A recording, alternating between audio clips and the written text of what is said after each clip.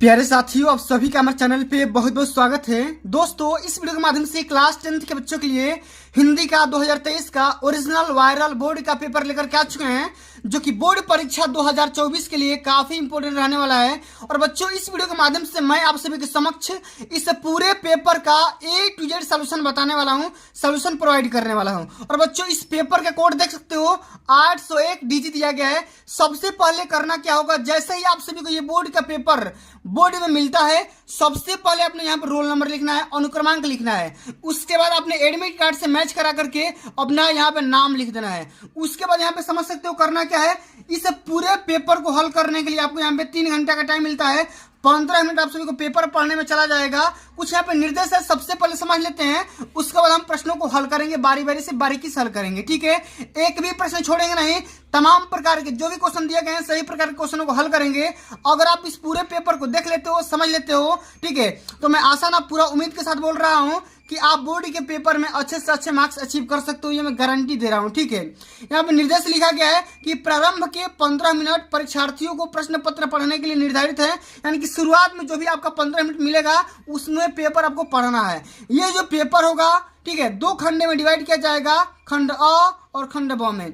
खंड अ में MCQ रहेंगे, जो कि 20 MCQ रहेंगे, और जिनको OMR आंसर शीट पे हल करना होगा। एक बात आप सभी को याद रखना होगा, जो भी OMR होगा वो नीले या काले बाल पॉइंट पेन से रंगना होगा, और किसी भी प्रकार के इरेजर या व्हाइटनर का इस्तेमाल नहीं करना है। ठीक है, खंड अ में जितने भी यहाँ पे MCQ मिलेंगे, उनको यहाँ पे प्रत्येक क्वेश्चन 1 नंबर का होगा, इस बात को ध्यान में रखना है। और प्रत्येक प्रश्न के सामने उसका अंक आप सभी के सामने यहाँ पे लिखा गया होगा। ठीक है, इस बात को भी ध्यान में रखिएगा।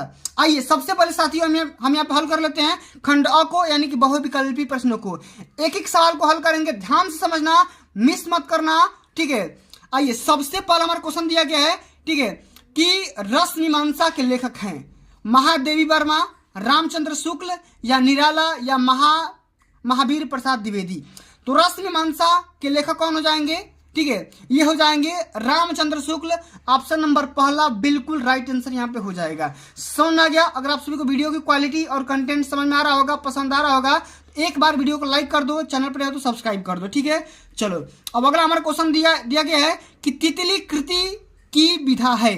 मतलब ये पूछा जा रहा है कि तितली जो है किस विधा की रचना है, कहानी है कि जीवनी है कि उपन्यास है कि नाटक है। तो तितली हमारी क्या हो जाएगी? ये उपन्यास विधा की रचना है। ऑप्शन नंबर तीसरा बिल्कुल यहाँ पे राइट आंसर हो जाएगा। समझ में आ गया?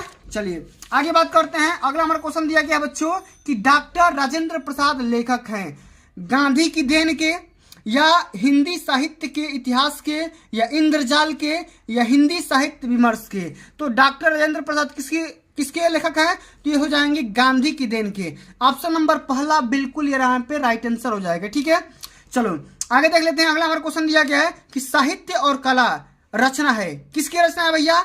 पद्मलाल पुन्नालाल बख्शी की, या सुमित्रा नंदन पंत की, या भगवत शरण उपाध्याय की, या जयप्रकाश भारती की। तो साहित्य और कला आपके सिलेबस में भी है, ये है भगवत शरण उपाध्याय की। ऑप्शन नंबर तीसरा बिल्कुल यहाँ पे राइट आंसर हो जाएगा। ठीक है, चलो आगे बात कर लेते हैं। अगला हमारा क्वेश्चन दिया गया है कि शुक्लोत्तर युग के लेखक हैं राधाचरण गोस्वामी, चतुर्सेन शास्त्री, या दौलत राम, या धर्मवीर भारती।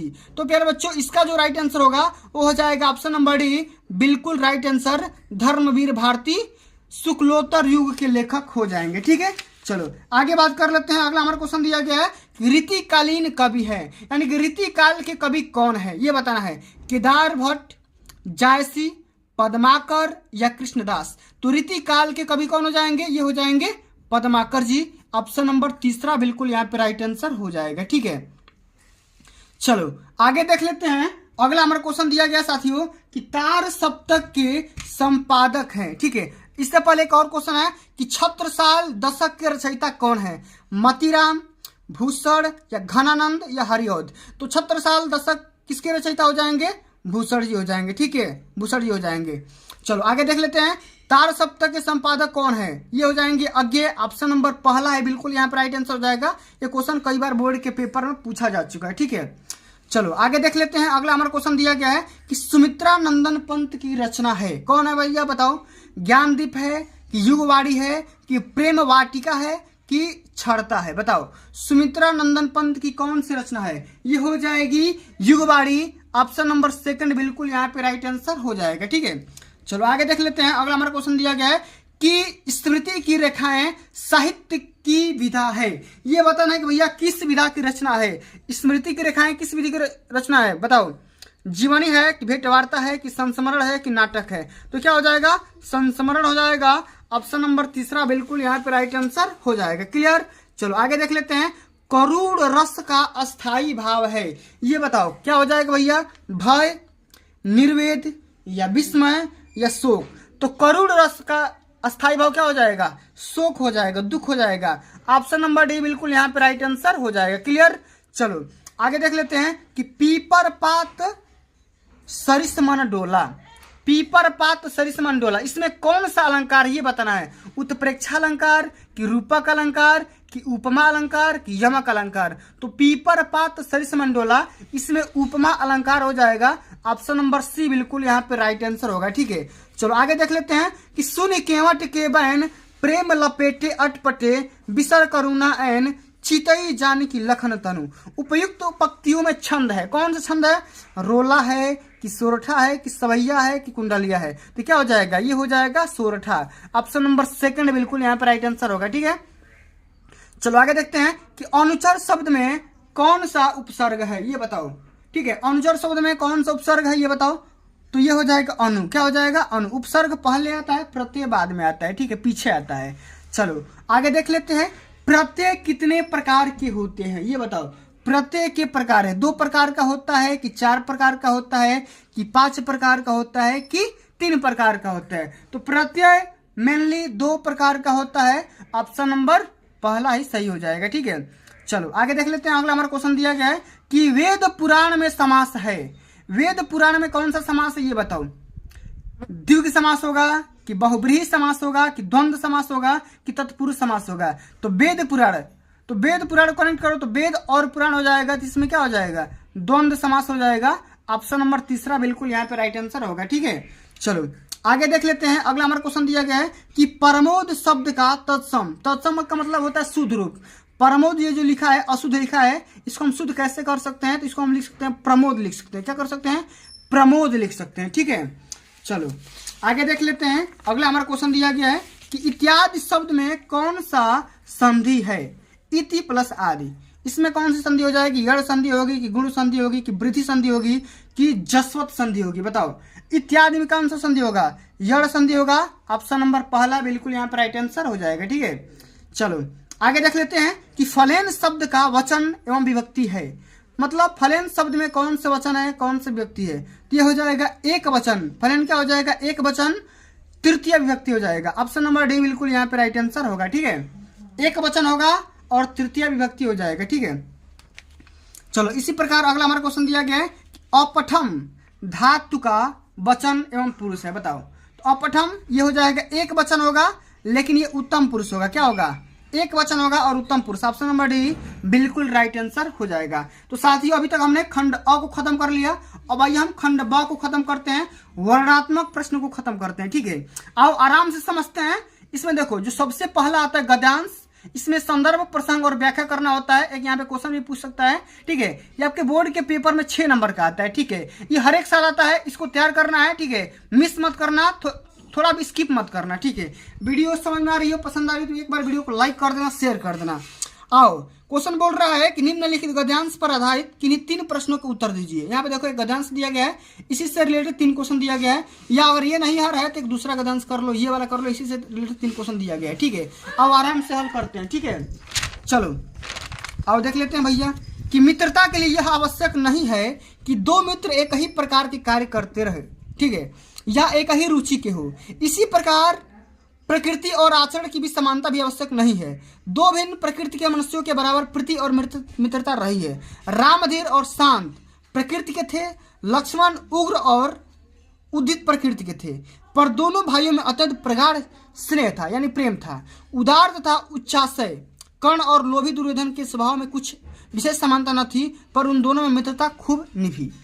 मतलब कहने का यहाँ पे देखो मित्रता आ गया तो आप सभी को ऑब्वियसली पता चल गया होगा कि किस चैप्टर से है, तो मित्रता वाले चैप्टर से है। और इसके रचनाकार कौन है, लेखक कौन है, तो आचार्य रामचंद्र शुक्ल जी हैं। सबसे पहले तो इसका आप गद्यांश लिख सकते हो, गद्यांश का संदर्भ लिख सकते हो, पाठ का नाम और लेखक का नाम लिख सकते हो। इसमें पाठ का नाम मित्रता लिखोगे और लेखक का नाम यहाँ पे आचार्य रामचंद्र शुक्ल लिख दोगे। अब यहाँ पे देखो पूछा गया है कि रेखांकित अंश की व्याख्या करना, यहाँ से लेकर के यहाँ तक करना होगा, आसानी से कर सकते हो, कोई दिक्कत की बात नहीं है।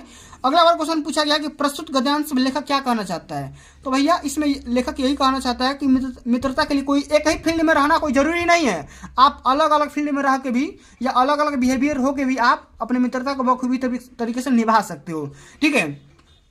अगर ये नहीं आ रहा है तो इसको करो कि अजंता संसार की चित्रकलाओं में से अपना अद्वितीय स्थान रखता है, ठीक है। तो ये अजंता वाले गुफाओं से लिखा है चैप्टर।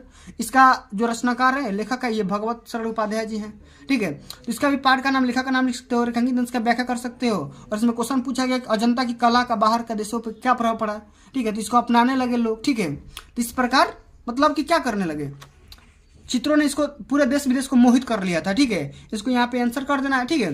चलो अब आगे बात कर लेते हैं। इसी प्रकार एक पदांश आता है, ठीक है। तो पदांश में सेम सेम वही कहानी होती है, दो पदांश रहेंगे, दोनों में से जो मन करे वो कर लेना, ठीक है। सेम सेम वही वाला होता है। सबसे पहले यहाँ पे संदर्भ लिखना होता है, प्रसंग लिखना होता है, फिर व्याख्या, उसके बाद यहाँ पे क्वेश्चन रहेगा, ठीक है।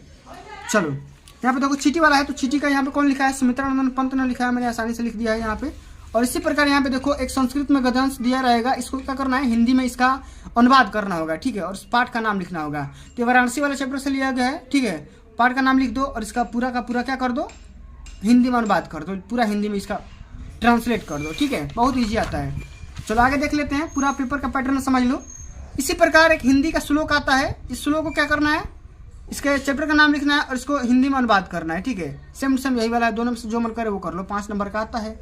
अब अपने जिले के यहाँ पे देखो क्या आता है, अपठित खंड काव्य के आधार पर प्रश्नों का आंसर देना होता है। तो जिला वाइज होता है, हर एक जिला का अलग अलग होता है, ठीक है। इस प्रकार अपने जिला का देख लो, कौन सा जिला से बिलोंग करते हैं उसको यहाँ पे लिखना होता है, ठीक है। चलो आगे हम देख लेते हैं। जो क्वेश्चन नंबर 6वां है, वेरी वेरी मोस्ट इंपोर्टेंट है। इसमें क्या होगा, एक लेखक का जीवन पर से लिखना होगा और उसके साथ उनकी रचना का भी नाम लिखना होगा। यहाँ पे देखो 3 यहाँ पे लेखक और 3 कवि का नाम दिया गया है। तो तीनों में से किसी एक का लिखना है, ठीक है। एक लेखक का और एक कवि का लिखना होगा। 5 नंबर यानी कि 10 नंबर यहाँ से मिलेंगे। और पूरा जीवन पर से लिखोगे तो यहाँ पे 3 नंबर मिलेगा और रचना का नाम लिख दोगे तो 2 नंबर मिल जाएगा, ठीक है। यानी कि पूरे 5 नंबर और इसके लिए 5 नंबर यहाँ से मिल जाएंगे। तो जयशंकर प्रसाद, राजेंद्र प्रसाद, भगवत शरण उपाध्याय, मैंने ऑलरेडी सबका बता रखा है। अगर आप नहीं देखे हो तो चैनल के प्लेलिस्ट में जाओगे, आपको पूरा का पूरा मिल जाएगा, ठीक है। तुलसीदास, महादेव वर्मा, राम नरेश त्रिपाठी, सबका मैंने ऑलरेडी बता रखा है, ठीक है। चलो अब आगे देख लेते हैं। एक श्लोक लिखना होता है, ठीक है, जो कि 2 नंबर का आता है, ये हर साल आता है, इसको तैयार कर लेना, ठीक है। आगे हम देख लेते हैं कि संस्कृत में कुछ यहाँ पे दिया गया है, ठीक है। इसको क्या करना होगा, प्रश्नों का आंसर देना होगा कि श्वेतकेशु कस्य पुत्रासित, ये किसका पुत्र था भाई, तो ये अरुण का पुत्र था। इसका यहाँ पे नाम लिखना होगा। विश्व कस्य अस्पष्ट क, तो ईश्वर एक है, मतलब कि क्या बोले थे, वो बोले थे कि ईश्वर एक ही है, ठीक है। इसी प्रकार 2 को देना है, 4 को नहीं देना है, ठीक है। 2 को ही देना है इसका आंसर। इसी प्रकार आप सभी को इसको तैयार करना वेरी वेरी मोस्ट इंपोर्टेंट है, क्योंकि बोर्ड के पेपर हमेशा 9 नंबर में आता है, ठीक है। निबंध लिखने के लिए आता है, ये हर साल आता है। इन सभी को अभी स्क्रीनशॉट ले लो और इस पूरे को तैयार कर लो। इसी में से आएगा, इससे बाहर बिल्कुल ही नहीं आएगा। स्वच्छ भारत अभियान से आता है। तो निबंध लिखने का तरीका क्या होता है मैंने ऑलरेडी कई बार बता रखा है। अगर आपको फिर भी डाउट है तो कमेंट में बताना, कमेंट करना, मैं फिर बता दूंगा, ठीक है। विज्ञान वरदान है, ये आप साफ है, इसके बारे में लिखना है। पर्यावरण प्रदूषण पे मैंने कई बार वीडियो अपलोड किया हुआ है, इसको देखना। जनसंख्या वृद्धि, ठीक है, इसके बारे में भी कई बार बता रखा है। और विद्यार्थी जीवन में खेल का महत्व क्या होता है, इसके बारे में भी आप तैयार करके जाना। तो पूरे अगर 5 भी तैयार कर लेते हो तो बोर्ड के पेपर में इसी में से आता है, इससे बाहर बिल्कुल भी नहीं आता है, ठीक है। तो प्यारे साथियों, आज के लिए बस इतना ही। अगर ये वीडियो आप सभी को अच्छी लगी होगी, हेल्पफुल लगी होगी, तो वीडियो को लाइक कर देना, शेयर कर देना। अगर आप चाहते हो इसी प्रकार के तमाम प्रकार के पेपर का सलूशन और एनालिसिस प्राप्त करना, तो इसके लिए आप मेरे चैनल को सब्सक्राइब कर लो, ठीक है। मिलते हैं अगली वीडियो में, तब तक के लिए जय हिंद, जय भारत, वंदे मातरम।